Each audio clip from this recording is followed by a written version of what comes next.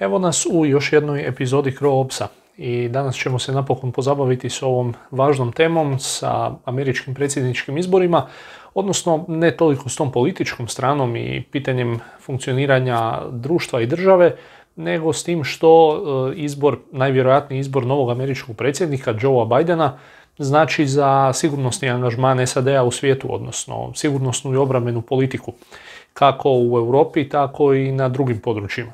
To je od izuzetno velikog značaja, budući da se Trump pokazao za vrijeme svoje administracije kao izuzetno destruktivan po pitanju Sjevernoatlantskog saveza i Europe, te savezništvima koje su Sjedinjene države njegovale još od kraja Drugog svjetskog rata. Trump je bio izuzetno kritičan prema NATO-u i mnogi su to njegovo ponašanje čak karakterizirali kao čisto reketarenje saveznika. Poljuljali su se temelji NATO-a, pouzdanje u američko savezništvo i američku nazočnost i u prvom redu zaštitu u Europi je opadalo, sve je bilo uvjetovano isključivo financijskim interesima i to onim užim. Budući da naravno da je cijela poanta geopolitike i međunarodnih odnosa ostvarivanje dobiti za svoju državu, međutim tu se nije u Trumpovoj administraciji gledalo na neki možda širi, dugoročniji kontekst, nego se gledalo isključivo na pitanje nekog pojedinog idućeg dogovora za nabavu oružja ovog ili onog, ili kapitalnih dogovora kakvi su postignuti sa Saudijskom Arabijom za desetke milijardi dolara oružja. Ko je od Trumpa kupio više oružja, mogao je manje više raditi što god je htio. Upravo je odličan primjer Saudijska Arabija i njezin dugogodišnji i poprilično neuspješni pohod na Jemen. Recimo, zanimljivo je da Joe Biden najavljuje da će uskratiti podršku Saudijskoj Arabiji za vođenje tog rata, odnosno izvoz i prodaju oružja Saudijskoj Arabiji koje se onda koristi u tom sukobu. Trump je NATO potkopavao i dovodeći u pitanje čak sam smisao kolektivne obrane, pa je na primjer u Crne Gore ustvrdio da zašto bi Sjedinjene države ratovale zbog jedne male ratoborne zemlje kakva je Crna Gora. Njegove riječi, ne moje. To u pitanje naravno dovodi kolektivnu obranu kao takvu, jer ako nećete braniti one najmanje i najslabije, onda se svaka članica može zapitati a gdje je granica, možda bi i mene pustili niz vodu. Što je bilo posebno zabrinjavajuće za baltičke države koje se već godinama intenzivno naoružavaju i pripremaju za potencijalnu konfrontaciju sa Rusijom. Njihove vojske su toliko osjetljive na prijetnju iz Rusije da se čak materijali za odore koji su višak nakon proizvodnje traže da se unište, kako ni u kojem slučaju ne bi mogli pasti u ruke Rusiji, odnosno ruskim specnacima koji bi ih onda mogli koristiti za repliciranje odora i infiltraciju baltičkih država.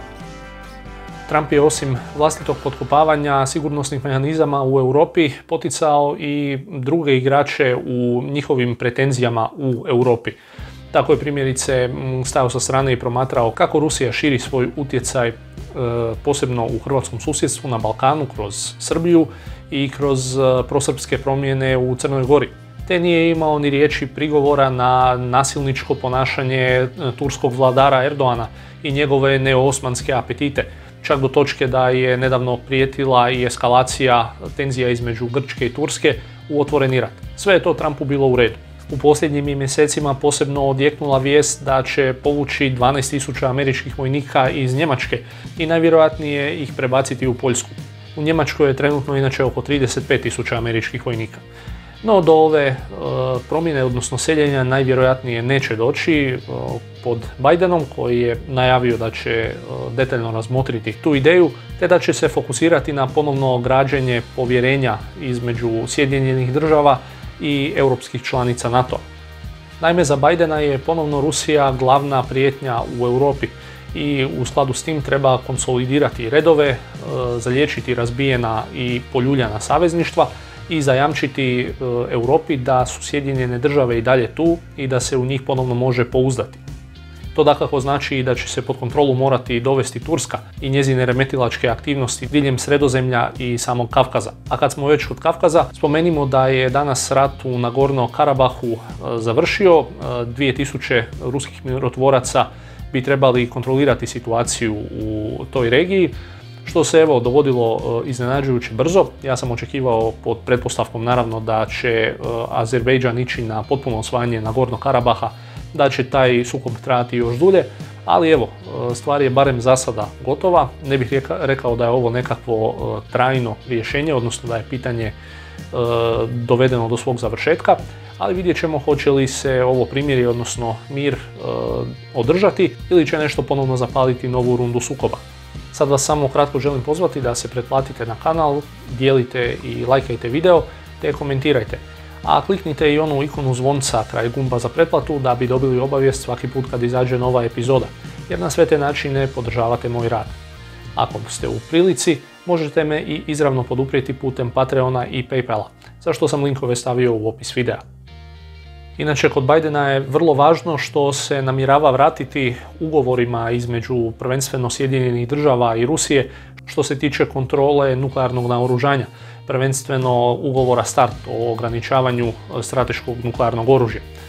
Iz toga će se možda ponovno obnoviti i INF sporazum, odnosno sporazum o kontroli nuklearnog oružja srednjeg dometa, a otvoren je i za ponovnu uspostavu nuklearnog sporazuma s Iranom, ukoliko će se Iran pridržavati uvjeta koji su tamo navedeni, što bi opet smanjilo tenzije između Irana i Sjedinjenih država, smanjile rizik od nekakve eventualne eskalacije sukoba u regiji, no to dakako neće biti po volji Saudijskoj Arabiji.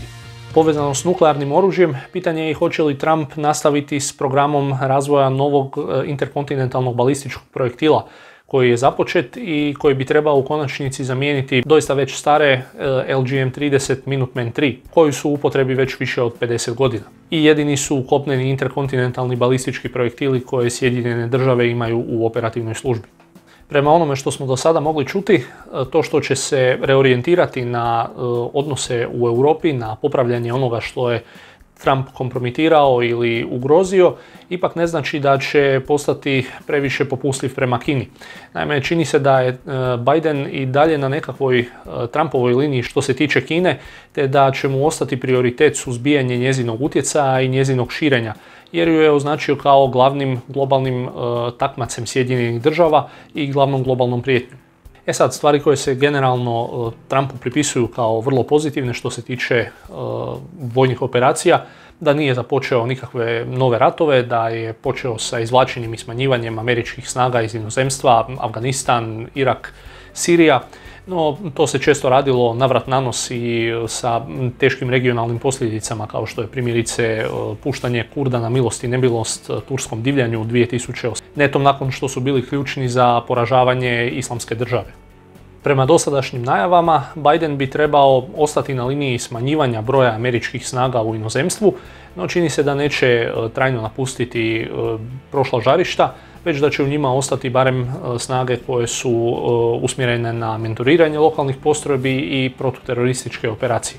Glavno pitanje koje nas sve zanima je naravno što će to značiti za odnose u hrvatskom susjedstvu. Naime, većina hrvatskoj susjednih zemalja je itekako igrala na Trumpa. Slovenski premijer Janez Janša je tvrdokorno par dana odbijao povjerovati da je Trump izgubio izbore nakon što mu je odmah prvi dan čestitao na pobjedi. Mađarski Viktor Orban je također Trumpov igrač, a i Vučić je sve svoje karte stavio na Trumpa s potpisivanjem sporazuma s Kosovom u Washingtonu, gdje je zalupio vrata interesima i Rusije i Kine, računajući na to da će mu Trump dati odriješene ruke za realizaciju ideje srpskog svijeta, što je jednostavno marketinški uljepšana ideja Velike Srbije.